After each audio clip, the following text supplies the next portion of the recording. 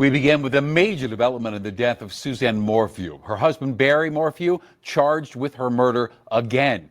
A grand jury indicting him on a charge of first-degree murder. He was taken into custody in Arizona today and is awaiting extradition to Colorado. Thank you, man. Appreciate Morphew is accused of killing his wife, Suzanne, on Mother's Day 2020. Now, he was first charged with her murder in 2021. Those charges, though, were dropped just days before the trial because of prosecutorial misconduct, which in fact led to the disbarment of the district attorney, Linda Stanley. Now, at that time, Suzanne's body still had not been found. Her remains were found September 2023. Investigators came across them in Moffett, or very near there, during an unrelated search. And an autopsy found a rare mixture of powerful sedatives in her bones, typically used as an animal tranquilizer. I'm glad you're with us to wrap up this busy week. I'm Shannon Ogden. And Denver 7 is digging through this new indictment, learning more about why prosecutors decided now was the time to move forward with this case once again. Denver 7's Claire Lavazorio in Alamosa tonight with new details. We're down here in Alamosa, where the district attorney formally announced the first-degree murder charge just a few hours ago, saying the team has done everything they can to take this case to court. It's been more than 5 years since Suzanne Morphew first went missing, and I spoke with one of her close friends who says she hopes this new development will lead to a conviction. What up, Tat? A husband once pleading for his missing wife's return. Love you, we miss you, your girls need you. Is charged with her murder for a second time. Colorado as a whole has never stopped fighting for justice for Suzanne. Barry Morphew was arrested on Friday in Arizona. He's now waiting to be extradited to Colorado. This comes nearly 2 years after Denver 7 was the only station alongside investigators as they discovered the missing mother's remains just outside of the town of Moffett. And a CBI official confirming with me here on scene. We spoke with her close friend, Tisha Leeway. She hopes this time justice sticks. Now, I believe that they're not going to let this go. I wouldn't even have cared if it was 5 more years, as long as they get the evidence and get the conviction this time. New details from the grand jury indictment say Barry was the last known person to see her alive. The documents also reveal Barry told investigators following Suzanne's disappearance that their marriage was the best. Though the indictment alleges Suzanne confided in people that she was unhappy in the marriage in the weeks and months leading to her disappearance and had been having a secret affair with an old acquaintance. During Suzanne's autopsy, an animal tranquilizer known as BAM was found in her bones. The indictment says the chemical mixture requires a prescription and is tightly regulated, making it difficult to obtain. It also claims that Barry was a deer farmer and the only private citizen living in that area of the state that had access to BAM at the time of his wife's disappearance. Friends like Leeway hope that piece of evidence will be the final nail in the coffin for this case. Court hearings take a long time. We're one step closer, and I think we're a huge step closer, honestly. We reached out to Barry Morphew's attorney for a response to this indictment. He sent us a statement which says, in part, Barry maintains his innocence. The case has not changed, and the outcome will not either. Morphew is being held on a $3 million cash-only bond. In Alamosa, Claire Lavazorio, Denver 7. And again, this is the second time Barry Morphew has been charged with the murder of his wife. And as you know, the justice system prohibits so-called double jeopardy. The Fifth Amendment protects people from being tried multiple times for the same crime. So this afternoon, I spoke with attorney Stephen Longo about how a person can be charged twice for the same crime and just how often this happens. Explain how he can be charged again with the same crime. Yeah, so effectively when we think of someone being charged again with the same crime, immediately we think of something like double jeopardy, right? Well, why do we get a redo? And that's because there was effectively no dispositive outcome with the first case, right? It wasn't dismissed by a judge. It was not brought in front of a jury of his peers to invoke his right to a jury trial. Prosecutors had a little misstep with what they disclosed and how they disclosed it.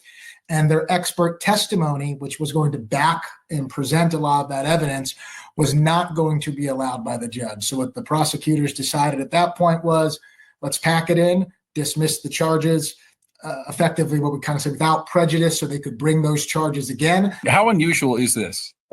I don't think we see it very often, right? It's newsworthy, not just because of the publicity of the case and the nature of the crime itself, but usually when prosecutors bring charges, it's because they are confident that they have the evidence to proceed to trial and secure a conviction.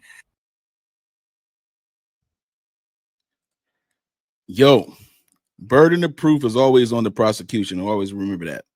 However, look at this. He says he was the only private citizen in business that had BAM prescriptions in the whole county. That is fact. That is a major piece of this whole thing, of this new indictment. Okay. Now, what is so ironic to me is the fact that they found her body doing something that was unrelated to actually trying to find her. Like, if you ever thought about, like, this had to be ordained to happen. Like this is one of those things where it's like, you can't escape this. And so they found her body and they found BAM. And we're going to get into BAM as well. We're going to get into that a little bit later, but we're going to go into the day of his appearance in the court in Arizona, because he had to waive his rights first before going to Colorado, which is what he did. He didn't want to stay in jail for 30 days in Arizona and then let Colorado pick him up 30 days later. He wanted to go ahead, waive his right to extradition, so that way he could just go ahead to Colorado and appear before court, which is what he did. So let's look at the day before, or the day, I believe, early morning of the Arizona appearance, just to give us a little bit of context on how this came about. All right. So remember, he's been reindicted, and on top of that, they have physical evidence now because they found her body. Okay. And so we're going to get into the body cam footage of 2020 when Barry Morphew arrived at the scene, okay, of the crime, where her bike was totally dismantled. And he comes off like he is so distraught, man. And I'm telling you, it's a weird vibe. But I want you all to be the judge of character on this, all right? Let's go ahead and take a look at this video real quick here. This is Barry Morphew appearing in Arizona court for the first time. Let's go. And it does look like you are here today on a warrant from the state of Colorado, and they have indicated that they want to extradite you back to the state of Colorado. Did you get an opportunity to review that laminated card that was given to you today? Yes. Okay. So you have a choice to make here today. You have two options, and we're going to go over what your options are.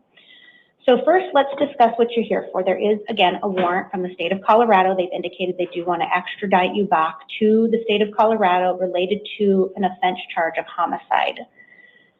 In this case, you have the option of stating, I am ready to be returned to the state of Colorado.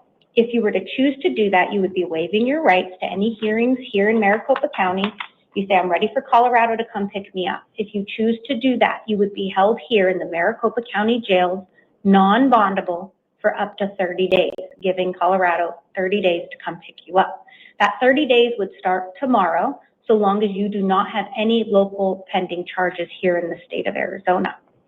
In the alternative, I could set a hearing here in Maricopa County on June 30th, 2025 at 1:30 in the afternoon. In this case, you would be stating you want to have an extradition hearing, and before you're extradited back to Colorado, you're demanding that both governors, the governor of Arizona and the governor of Colorado, sign a warrant requiring you to be extradited back to Colorado before you do that. That process takes about 60 to 90 days. That hearing that I would set here in Arizona is civil in nature, meaning you would not be entitled to court-appointed counsel, but you could hire an attorney at your own expense if you would like to for that hearing. If you were to choose that option, you are eligible for bond. In this case, you have a cash-only bond of $3 million. If you posted that bond, you'd have written conditions of release you'd need to comply with. You would also need to ensure you attended that hearing on June 30th. If you failed to appear at that hearing, you would now have a warrant out of Maricopa County. Your Colorado warrant would still be valid, and you would forfeit the bond that you posted. Based on that information, do you know what option you would like to do here today, sir? I'd like to waive. You'd like to waive your rights here today and go ahead and say you're ready for Colorado to pick you up? Okay. Since we are waiving some important rights, I'm just going to go ahead and ask you some important questions before we do that, and then we will get some of your signatures, okay? So again, I just want to confirm you did read the waiver of extradition paperwork, which was that laminated card? Yes. Okay. And you do understand that you do not have to sign this paperwork? Yes. And you do understand that you have the right to an extradition hearing? That would be that hearing on June 30th? Yes. And do you understand that you have the right to hire a lawyer at your own expense? Yes. And do you understand you have the right to demand that a governor's warrant be signed by both governors of each state before you're returned? Yes. And do you understand that you would have a right to bail, in this case, a cash bond of $3 million? Yes. And do you I'm sorry, y'all, but his yeses is real meek and lowly, ain't they? I'm just saying, he got some real humble yeses going on right now, man. Yes. Do you realize you're gonna have to have a $3 million? Yes. Like, he is real meek and lowly right now, dog. You want to give up those rights and sign this paperwork? Yes. And has anyone threatened you or promised you anything to get you to sign this paperwork? No. And have you had any drugs, alcohol, or medication within the last 24 hours? No. I find that you are knowingly, intelligently, and voluntarily signing this waiver, and I am also going to sign it. I am directing the Sheriff's Office to notify the requesting state that you are ready to return. The requesting state will have 30 days from tomorrow to pick you up unless you have local charges pending. If you have local charges pending, then the 30 days will not start until the conclusion of that case. Did you have any questions there? No. Okay. In just one moment, we are going to ask you to step up here. We're going to need a couple of signatures from you to indicate you are waiving those rights.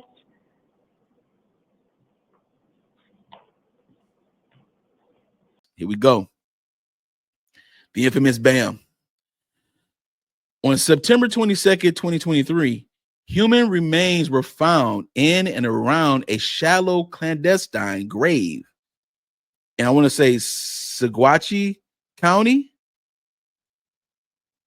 Colorado, near Highway 17. The remains were found a few hundred feet down a dirt road off Highway 17.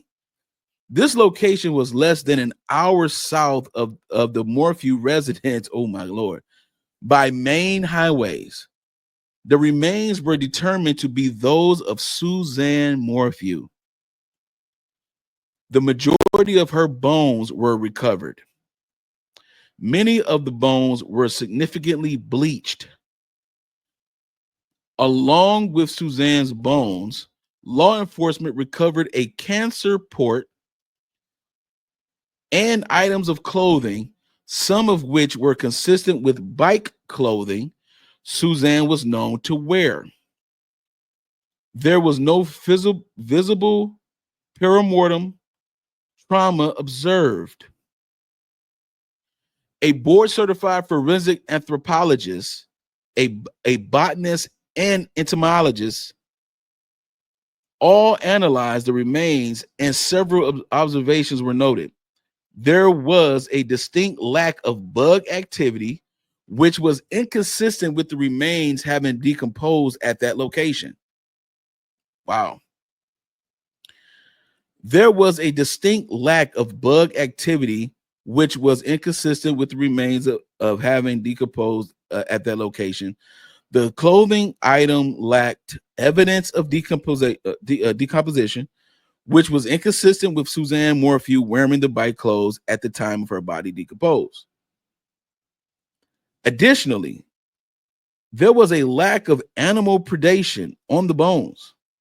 There was only a very small amount of, let's just say, desiccated, soft tissue found on a few of the bones, and there was no hair mass located. Jeez, oh, Pete.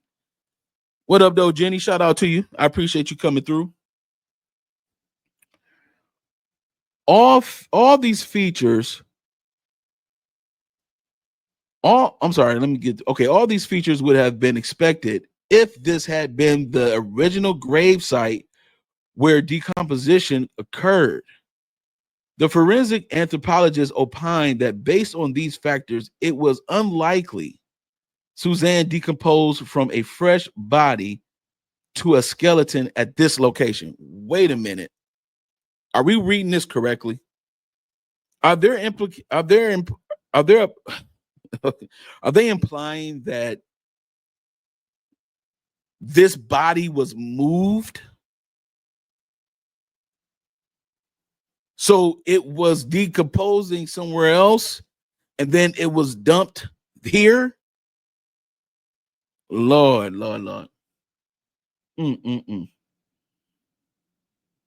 Am I understanding this correctly? Am I on the right path here?